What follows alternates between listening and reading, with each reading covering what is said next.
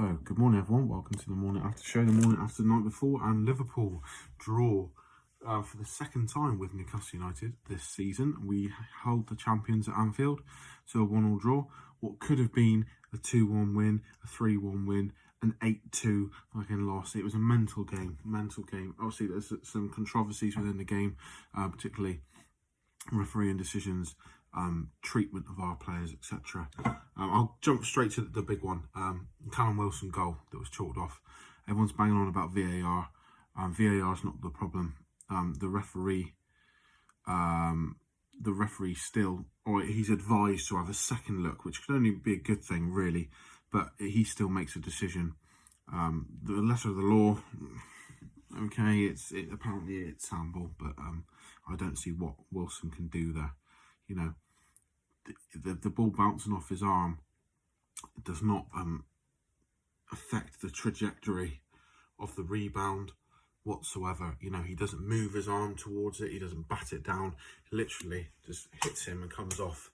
And if it doesn't hit his arm, it's going to hit his side, his chest, and go down the same way. It might even have sat a little bit better for him. So that was very, very, very frustrating so late on in the game. You know, we stayed in it for that to happen. A lot of people saying that we should have had a penalty from Alexander-Arnold, shoving him in the back.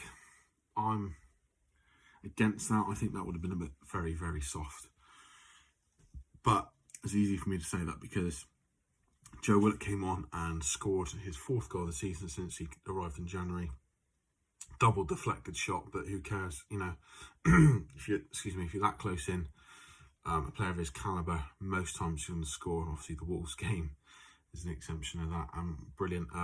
Nice diagonal into the ball by Paul Dummett, into the box by Paul Dummett. Dwight Gale wins the knockdown, and there we go. We have a 1-0 draw at the death. I actually watched the game with my dad and my brother, both big Liverpool fans. I had to go out in the hallway and sort of, you know, a silent celebration. But yeah, so looking back, I think there's a lot of negativity again online of it. People say, "Oh, you shit."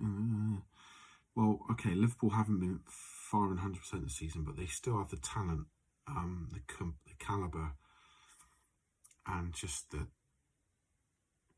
ability to blow us away. And they should have done. They should have done. You know, they had 22, 24 shots. You look back at the amount of clear-cut chances. I think of the Salah one-on-one where he sort of stabs it with his left foot at a slight angle. You think of the one where Paul Dummett Kieran Clark decides he wants to play for Liverpool. It's Mane and then Jota. Then you think of the biggest one was Mane. He could have just, like he did against Leeds, he got the ball across, just put it in the net, and now he decided he wanted to be clever and go around the goalkeeper and show off a little bit, and well, that's what you get for trying to show off. So yeah, I take that as a point well deserved. Okay, Liverpool were there for the taking today. They played a very high line. Certain players didn't make the most of that. I'll get to that in a minute, but I think we could have got more from today. But still, it's a point at Anfield. They're still top players. You know, the front. They started with the front four of Jota, Mane, Salah, and Firmino. You know, on another day, and arguably it should have been 5 or 6. But after the start we had, I thought we battled well. So we'll start with that. Cross comes into the box. Salah takes a lovely touch, swivels and smashes it into the top corner from point blank range, pretty much. Matt Ritchie getting a lot of stick online again. This is a common theme. A little bit of me starting to see where these knobhead pundits are getting it from, because we're never satisfied. But I think that's more of Salah's done well as opposed to Ritchie's not up to it. So then you think, oh God, I was sat there thinking, this is going to be a long game.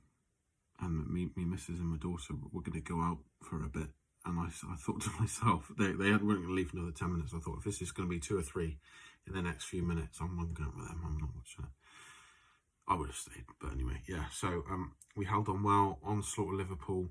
But we were a threat on the break constantly. And we had ASM running the show, dancing feet, dribbling, running past people, getting fouled constantly. He had wraps on his knees, wraps on his hands, his elbows, his fucking ankles everywhere. But yeah, I saw on a few channels that Joe Linton's getting a lot of heat, and I think perhaps, should he have come off earlier? Probably not. It was the right call to take Joe Linton off for Wilson, but I thought he was great in his runs. His touches on the ball wasn't great. He had a great chance in the second half, but all about his runs in behind. Particularly in the first half, he was constantly free. He was making the most of that high line, and we just couldn't find him. We couldn't find him. I'll go through the players in a minute, but there's one player in particular frustrated me the whole game. But yeah, we just couldn't find him. So we had a few chances. Sean Longstaff went in on goal, couldn't quite get it under his spell quick enough. He was a bit lethargic and did well to get a shot off in the end, but that was a good chance. ASM thrashed the ball across the box when perhaps he could have just driven it into the corner. Second half chances, you've got that Joe Linton one. Obviously, the goal that was disallowed was a lovely, little decent bit of build-up, and ASM, great little ball in behind for Wilson. I think those two playing up front together in the coming weeks could really profit us. And then, Willock had a headed chance. Willock in the end got a goal, but Liverpool, man, if Liverpool had their shooting boots on today, we could be looking at a record scoreline, So, let's go through them. Dubravka, my man of the match for Newcastle. Sensational. None of the saves were world class, like, oh my God, saves, but he just kept making them. He was Johnny on the spot quite a few times. He was quick when he had to come out. He was caught out by John Joe Shelby doing something absolutely ridiculous, something which I tried to do as a youth team player for my local club, and I just ended up putting it out for a corner from like a similar-ish position, and it was just embarrassing. But there we go. So your centre backs, Kieran Clark again continues his run of indifferent / poor form. Not just a stupid pass. It was, I don't know, he just looked like he was so nervous. After a shit start, perhaps justifiably so. Fernandez obviously got yellowed fairly early. I thought he was okay. Should have been red really when he led with an elbow, and there was no need to. But I thought he was all right. Got some good heads in. We were passed through so easily. They seem to cut through our defence so easily with this through balls, so no one's going to get rave reviews from me, to be honest, but so that was a concern. Paul Dunn, I thought, was the best of the three. Never gave up. You could hear him. He marshalled well. He last ditch, but good effort in his tackles. He didn't give in. He tried to harry as he could. Worked quite well with Matt Ritchie, I thought. And we weren't exposed down the wings very much. It was all through the middle, the through balls through the middle, really. Matt Ritchie, okay, good. He got a couple of balls in the box. He was an option. He helped dumb it out a few times. He got dribbled past a few times, but he was okay. Jacob Murphy had our most touches out of all our players. I thought he's decent. He was pinned back quite a lot. First half, I thought he had the opportunity to go forward a few times. He took a touch, he's rapid straight off the mark, his acceleration. He took a touch and he went, and then he sort of hesitated. And I was saying to my brother, one of the things I've noticed about Jacob Murphy is if he dithers and dwells on it, he runs out of ideas. And there's happened a few times where you sort of turn around, sort of running back towards our goal in their half, and just got harried, and he had the chance to give it. He tried to, and then ran out of ideas, but that's going to come, I suppose. But on the whole, I thought he was okay, considering Liverpool had the chance to really target him, because he's not really a wing back, is he? I know he's made that position his own in recent weeks, but that's not his natural position. But I thought he coped well. He had Andy Robertson pinned back quite a bit. Then it was vice versa. Midfield, Sean Longstaff. There's two standout moments for Sean Longstaff, and neither of them are positive. Although I thought he was okay. He didn't stop running. He grafted. He put effort in. He did Shelby's running for him. Some decent passes. Recycled possession. Was willing. Made the forward run stretch them.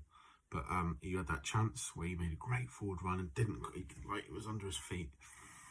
And then in the second half, he gets it off the fullback, goes to play it to the centre back without really looking, and gives it straight to, I think it was Mane or Salah, and then you're like, oh my God, Sean. Which, I'll be honest, it's not the first time. I go back to the one against Southampton in the first game, and there was another one when we were in that horrible run of games. I can't remember who it was against. Leeds, perhaps. But yeah, he was okay for most of the game, you know, considering the midfield battle was going to be key with Thiago Alcantara and Gini Wijnaldum, etc. I thought he was all right. Jonjo Shelvey, I don't really rate him, to be honest. I thought this was the game for him, really, with Liverpool playing such a high line. You know, there's balls over the top. Joelinton was making the runs. ASM was always an option. And it was just like, right, okay.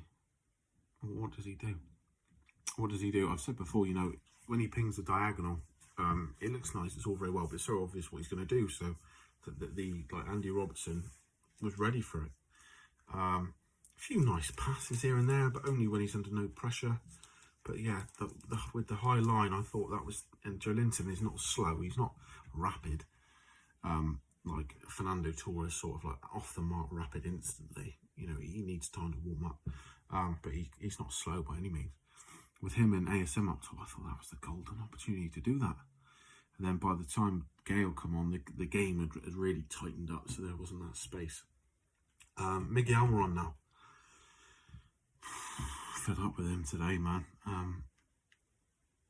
I'm starting to get a little bit fed up with him, really. It's like 24 million, and I know he puts the effort in. I know he's got quality and nice touches, but the amount of times I saw him today, they just nicked the ball off him, or he gave the ball away. And it's like, Joelinton was free and clear, and ASM passed to him, and he would have had a decent run on goal, and he just gets in the way. It's like, what am I watching here? I don't think he offered much of an outlet. He had, like I said, had some nice touches. He's always willing, to be fair. His attitude is spot on, but there's no quality there at the minute. I think he could do a taken out team, to be honest. That might be an unpopular opinion, but, you know, that's what it is. Opinion is never right or wrong, is it? ASM, class, our best player. Willing,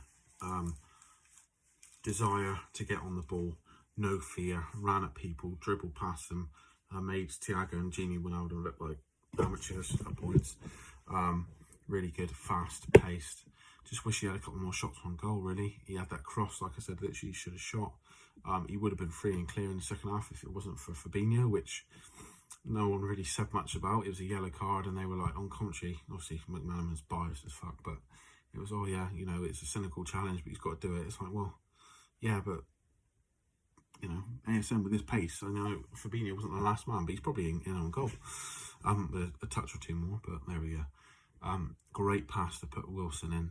Wilson, obviously, he's not sharp at the minute, but, you know, the Wilson before he got injured would have slotted that, I think. I know Alisson's a top keeper, but I think he slides that under him quite easily. But it led to a goal, which then chalked off. But ASM, yeah, I thought he was class. I've been saying to my brother for ages that he is much better than what's his name? Fucking Traore at Wolves. And he was like, I don't know. But yeah, class yesterday.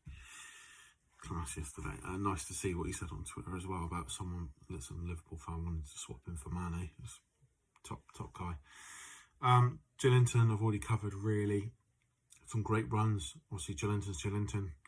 He had a great chance on his left foot, and you think, oh yeah, his left foot's not great. But then again, he smashed it in against Tottenham last year, didn't he? So that was disappointing. If that falls on his right foot, it's probably a goal. And you think, oh yeah, Joelinton back in the goals again, you know. But he was all right. You know, it was the right substitution to make. Subs who came on. Sorry. It was Callum Wilson for Joelinton. Ran the channels really well, looked a threat, he's a more rounded striker than Joelinton, we know that. Had one chance, rebound, somehow puts it in. It's not the best looking goal in the world, but who cares? Unfairly chalked off. But yeah, just looks a threat, just looks a more complete player. You know, he was bang on side with that run in, he was sharp, he was alert. Some good touches, he put himself about, endless. He knew that coming on at the 60th minute or whatever it was, 58, 59 minutes, his main job was going to be just run around on his own and wait for that chance, and he did. Ran the channels well, gave the Liverpool defence something else to think about with his movement. It was great. I just hope he scores, you know, 4 or 5 more goals this season, because he's been that good a player. I think he's on 8 or 9, where you know, if you looked at the games he missed, you know, and the chances that we had in the games, I know if he's playing, the chances are different, blah, blah, blah. But Wolves, West Brom, Villa, Brighton, he scores in every single one of those games. Maybe not Brighton, because we were, what were we? What's the best word for the performance against Brighton? I can't even think of, I'm trying to think of a stroke. Pathetic doesn't quite cover it. Just abysmal, to quote Mr. Shearer. But yeah, he probably scores in all those games. And if he's fit, you know, he scores last week against Burnley and West Ham, you know, so he should be up probably 15 goals. So I just hope he can get a goal against Arsenal, maybe a goal against Leicester and against Sheffield and Fulham to, you know, to get his tally up with it, to represent the calibre of striker he is. He's a class.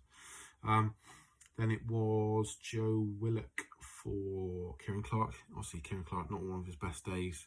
Liverpool were compacted. They were sitting on their goal, so we could afford to lose a defender and put John Joe back there to just stand there, really, and boot it forward. Joe Willock, super sub, man. I know he said he didn't like that term, but that's what it is. He's an impact player. He's a midfielder that we haven't got anywhere else. Maybe Matty, but I think Matty's not as athletic as him. And ultimately, Matty's not in the fucking team. So that's that. Great runs forward. He had a headed chance. You know, it's nice to see someone. You don't need to be 6'3" and a powerhouse to score a header. You know, he's willing. His movement is class. His movement in the box. He's like, he's just a goal scoring midfielder. You know, he's tight. A bit like, I'm not saying he's like Frank Lampard before anyone jumps on that, but in terms of movement and sniffing out a chance, that's him, because that's his 4 goals and he's had probably about 8 or 9 chances. So just to get yourself in those positions is really, really good. Dwight Gale, last sub, come on for, who was it? Do you know what? I can't remember who it was. Dwight Gale comes on. Nothing really. He contributed. But then when the ball comes in from Paul Dummett, he nods it down for Joe Willock to smash it in the net via deflections from Kabak and Fabinho. But yeah, so alright, he didn't really have much time. He didn't really do anything else. But when it mattered, he won that header, and that's priceless header. You know, it's a bonus point really. I said I fancied us 2-1. Ironic considering it. You know, in a parallel universe, it would have been 2-1 because everyone's saying, "Oh, we should have won." But you know, if that Wilson goal stands, we probably sit on that 1-1 and just boot it forward into the corner. You know, we don't go again. We don't have that really killer instinct, which has failed us at times this season. But yeah, I thought overall, did we deserve it? Probably not really, because all right, we never gave up. We were a threat on the counter attack, but Liverpool had so many chances; they should have battered us. Steve Bruce, obviously, I'm still Bruce out, and I don't want to be like, oh, no matter what he does, it's not good enough. He's improved in recent weeks. His decision making, the timing to bring on Wilson, I thought was good. Maybe 5 minutes earlier, 2-3 minutes earlier, but come on, I'm just picking it, being a bit anal there.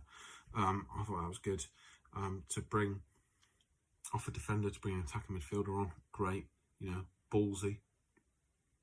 And to bring on Dwight Gale as well. I didn't think it was the game for Andy Carroll, to be honest, so I'm glad that, I mean, he could have done something, but the thing is with Andy Carroll, you have to change your whole game plan to suit him. But we did have 2 wing backs who were good at crossing on the pitch, maybe. But I thought he brought Willock on against Spurs, scored. Brought Willock on against West Ham, scored. Brought Willock on against Liverpool, scored. Brought Dwight Gale on who assisted. So you can't knock him, really. Like I said, I'm still out. I don't hate him. I don't think he's a fucking prick like everyone says he is. I've disagreed with a vast majority of what he's done this season, what he said this season. I think he said some absurd things. But ultimately, take the emotion out of it, I just don't think he's the right man to bring us forward. With the decent squad that we've got, I think he is the man to keep us in the Premier League, perhaps. Now that all our good players are back. But he's put us in this position where we've needed these points late on to survive through daft decisions. But this is a positive video. We've potentially got away with it, but we kept in the game. What pleased me is, despite us giving Liverpool a load of chances, you know, because we went 1-0 down so early. In the past, we've just completely collapsed. Like, we'll go 1-0 down, and no, we're not getting a result. We're not getting a result. So I'm glad we didn't fold completely, and got away with it. Bonus point, we go again against Arsenal. So yeah, that is it. Please like, share, subscribe, comment, criticise, whatever you want to do with this video. Thanks for watching. See you later.